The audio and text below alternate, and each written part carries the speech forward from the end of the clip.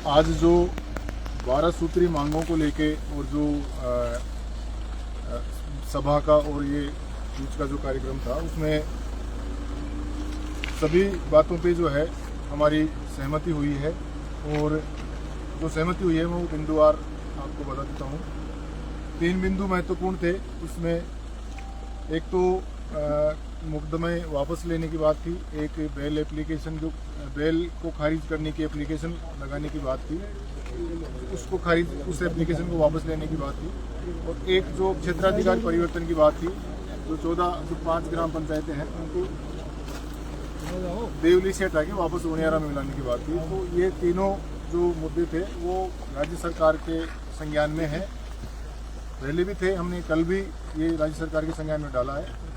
और अभी हमारी नरेश जी भाई साहब की और डिविजनल कमिश्नर साहब हमारे जो समाज आयुक्त महोदय उनकी बात हुई है। तो इन तीनों मुद्दों पे राज्य स्तर पे बात चर्चा करने के लिए एसीएस होम से वार्ता जो है वो अगले 5-4 दिन में जो है वो डीसी साहब जो है तैयार करके और उनकी वार्ता जो एसीएस होम से करवाएंगे। वो मुद्दे जो है वहाँ पे टेकअप होंगे। इसके अलावा जो स्थानीय मुद्दे थे, एक मुआवजे का इशू था। इसमें 13 लोगों को हमने मुआवजा हम दे चुके हैं। बाकी 2 प्रकार के केस हमारे पास मुआवजे के लिए पेंडिंग थे। एक तो जिन वाहनों का बीमा था और बीमा एक्टिव था, उसके संबंध में जो है वो बीमा पेमेंट की क्या स्थिति रही, बीमा क्लेम कंपनी ने दिया या नहीं दिया, इसलिए वो पेंडिंग थे।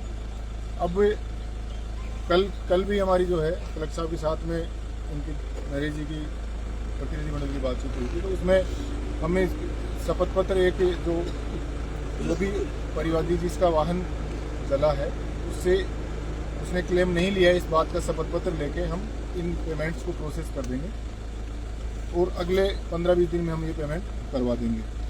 दूसरी जो बात थी वो फसल बीमा की। एक तो आमजन को जानकारी नहीं होना और फसल बीमा कराने के बावजूद भी जो है वो किसानों को फसल बीमा का क्लेम नहीं मिलने का मुद्दा था। इसमें जो पिछले 2 सालों में जो भी क्लेम जो मिला है वो हमने लिस्टें इनको दे दी है।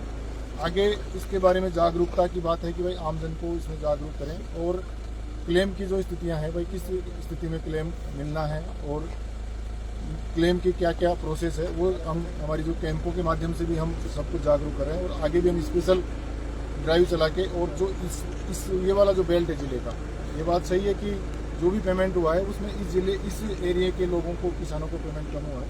तो इस इलाके में इसके लिए जागरूकता और क्लेम के लिए जो है कंपनियों को भी हम यहाँ पे भेज के और लोगों को जानकारी दिलवाएंगे और हमारी जो कृषि विभाग के अधिकारी है वो भी जानकारी देंगे। तीसरी बात जो अभी फसल खराबे से, अतिवृष्टि से जो फसलें खराब हुई, पिछले साल भी खराब हुई और इस साल भी खराब हुई। तो पिछले साल जो 2021-2024 का जो मुआवजा है वो हम दे चुके हैं 96 करोड़ रुपए का। 96 करोड़ रुपए का भुगतान हम कर चुके हैं, 4 करोड़ का बाकी है। अभी इस साल का जो अभी 2025 में जो खरीफ की फसलें अतिवृष्टि से हमारी खराब हुई है उसका मुआवजा हमने गवर्नमेंट स्तर पर भेज दिया है। हमने अभी 5 करोड़ का इसमें पेमेंट भी कर दिया है और बाकी हमारा इस लेवल पे है। तो अलग अलग स्टेज पे ये पेमेंट भी हम जल्दी स्टेट लेवल से करवा देंगे। कांटे भी बढ़ाने वो सर वो समर्थन मूल्य की बात थी। तो यहाँ पे गेहूँ रबी में हम गेहूँ, चना और सरसों 3 चीज़ों की गेहूँ की खरीद करते हैं, मतलब 3 जिनसों की यहाँ पे खरीद करते हैं। और कांटे अपन ने जो अलीगढ़ और दूनी में जो कल जो प्रतिनिधि मंडल से जो बात हुई थी उसमें 2 जगह और कांटे स्थापित करने की उनकी मांग थी, तो वो हमने गवर्नमेंट को भेज दिया है और वो हम करवा देंगे।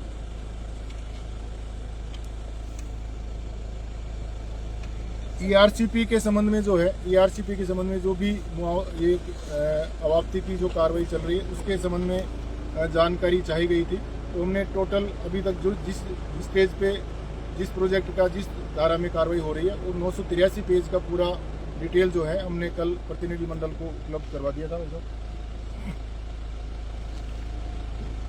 एक्सप्रेस वे के लिए हमने जो पीडी सवाई माधोपुर है, ये डिमांड थी कि एक्सप्रेस वे जो गुजर रहा है उसमें टोंक में कहीं भी कट नहीं है, उतरने चढ़ने की कोई व्यवस्था नहीं है। उसके लिए हमने पीडी सवाई माधोपुर को कल ही चिट्ठी लिख दी थी और उनसे कहा है कि भाई जो भी इसको परीक्षण करके जो भी नॉर्म्स के हिसाब से जो उचित हो उसमें ये कार्रवाई करें, और इसको हम और आगे भी फॉलोअप इसको कर लेंगे।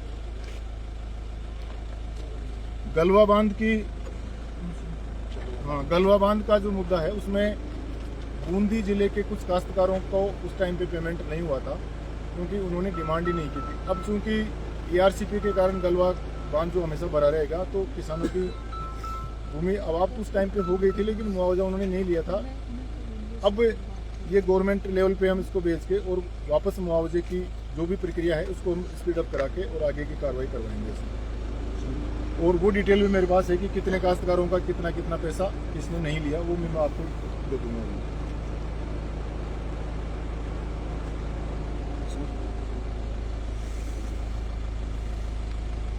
ये 11 नंबर पॉइंट वही है जो 3-4 मुद्दे स्टेट पे है, वो बात हो गई ACS होमसर के उनकी जब बात होगी तो उस पर आगे निर्णय कर लिया जाएगा। कुछ स्थानीय मुद्दे और आए थे। एक तो फुलेता कोई PSC का मुद्दा था, तो हमने इसका परीक्षण करा लिया है। और हम जो है ये जहाँ पे आम जनता इसको स्थापित करना चाहती है फुलेता गांव में, वहीं पे हम इसको हमने डायरेक्शन दे दी चिकित्सा विभाग के अधिकारियों को कि भाई इसको वहीं पे करवाया जाए। समरावता स्कूल का जो प्रकरण है, एक तो उसकी जो स्कूल की भवन है वो जीर्ण शीर्ण है, तो स्कूल की नई डिमोलिश करके और नई बिल्डिंग के प्रस्ताव हम भेज के नई बिल्डिंग वहाँ पे बनवाएंगे। दूसरा, इसका क्रमोन्नति की बात थी, तो क्रमोन्नति के प्रस्ताव हमने कल ही जो है निदेशक माध्यमिक शिक्षा बोर्ड माध्यमिक शिक्षा को बीकानेर को कल भिजवा दिए, उसकी कॉपी भी हम आपको भी उपलब्ध करवा देंगे। 2 सड़कों के बारे में बात हुई थी, अलीगढ़ से सोप और अलीगढ़ से आसल गाँव। इन दोनों सड़कों के प्रस्ताव बजट घोषणा, अभी जब बजट सत्र चल रहा है तो इसमें बजट में शामिल करने के लिए हमने ऑलरेडी ये भिजवा चुके हैं राज्य स्तर पे, और उम्मीद है कि अब इसमें अपनी बजट घोषणा में ये बजट में शामिल हो जाएंगे। जल जीवन मिशन के बारे में 2 गांवों का मुद्दा था, देवपुरा और रायपुरा का। उसमें कुछ काम बाकी है, 1 महीने का उन्होंने टाइम लिया है कि 1 महीने में हम इसको जो है 31 मार्च से पहले सारा काम पूरा करके और गाँव को पानी जल जीवन मिशन के तहत जो बिशनपुर का पानी है वो पिला देंगे, चालू कर देंगे। सतवाड़ा का किसान ID का मुद्दा आज ही संज्ञान में आया है, इसको हम पॉजिटिवली पूरा करवा देंगे। इस प्रकार से सभी बातों पे जो है सकारात्मक रूप से हमारी सहमति बनी है। और मालियों की झोपड़ियों का सर वो बात हो गई थी, मालियों की झोपड़ियों में स्पेसिफिक सैंक्शन जो है हमने ले ली है और अगले 1 महीने में उनको मुआवजा दे दिया जाएगा। मालियों की झोपड़ियों का मुद्दा ये था कि उनके ज़मीन तो फर्स्ट फेज में आ रही थी, लेकिन उनके मकान जो है वो सेकंड फेज में आ रहे थे। तो उनका ये कहना था कि साहब हमें जब हमारी ज़मीन चली गई तो हम यहाँ मकानों में रह के भी हम क्या करेंगे, तो हमें तो आप मकानों का भी मुआवजा दे दो और हमें ऐसे फ्री कर दो ताकि हम कहीं भी हमारा दूसरी जगह जाकर हमारा कोई भी कारोबार करें। तो गवर्नमेंट को स्पेशल प्रस्ताव भेजा और वो सैंक्शन भी हो गया है और अगले कुछ दिनों में उसका मुआवजा हम दे देंगे। और एक ये रुगनाथपुरा वाला पुलिस विभाग से संबंधित एक मामला था जिसमें SHO सौंप और दूसरा जो स्टाफ था उसके ऊपर आरोप लगाया गया था कि इन्होंने घर में घुस करके मारपीट वगैरह की है और महिलाओं को गिरफ्तार करके ले आए हैं। इस संबंध में बात हुई है, इसमें CO स्तर के अधिकारी से जांच करवा ली जाएगी 15 दिन में, और जो भी इसमें दोषी पाया गया उसके खिलाफ कार्रवाई की जाएगी और उसको थाने से हटाया जाएगा। जी सर, वो पूरा वो दे दो। इसमें जो भी बातें मैंने मतलब इसमें चर्चा हुई ना, उसके सब के डॉक्यूमेंट्स जो है सारे कागज इसमें है। तो इस प्रकार से जो है हमारी पूरी सहमति बनी है। हमने 10 दिन पहले देवली उनियारा की और कुछ स्टेट लेवल की जो समस्याएं थी उनको लेकर जन आंदोलन का आह्वान किया था। आज बड़ी तादाद में लोगों ने शामिल होकर इस आंदोलन को सफल बनाया। हमारी पहले भी जिला प्रशासन से बात हुई थी, ज़्यादातर चीज़ों में पहले सहमति बन गई थी, लेकिन कुछ मांगे जो पेंडिंग थी उस पर आज सरकार लेवल पे बात हुई है। संभागीय आयुक्त साहब से मेरी बात हुई है, उन्होंने आश्वस्त किया है। और जो मामला रुगनाथपुरा का जो पुलिस का मामला था सोप थाने का, उसमें SP साहब से बात हुई है, 15 दिन के अंदर अंदर जाँच करके और दोषी जो भी थानेदार या जो भी और लोग भी थे उन पर कार्रवाई होगी। दूसरा, कुछ जो पुलिस में ऐसे लोग हैं जो बदनाम है पूरे एरिया में वसूली के नाम पर, उनका भी हमने एसपी साहब को संज्ञान में डाला है और उनकी भी तुरंत ही वो जल्दी ही जांच करके उनको भी कार्रवाई करेंगे। तमाम लोग जो इस आंदोलन में शरीक हुए, अभी रात तक, इतनी रात तक यहाँ लोग जो रुके हुए हैं, उन लोगों को सबको बहुत बहुत धन्यवाद। राम राम साहब।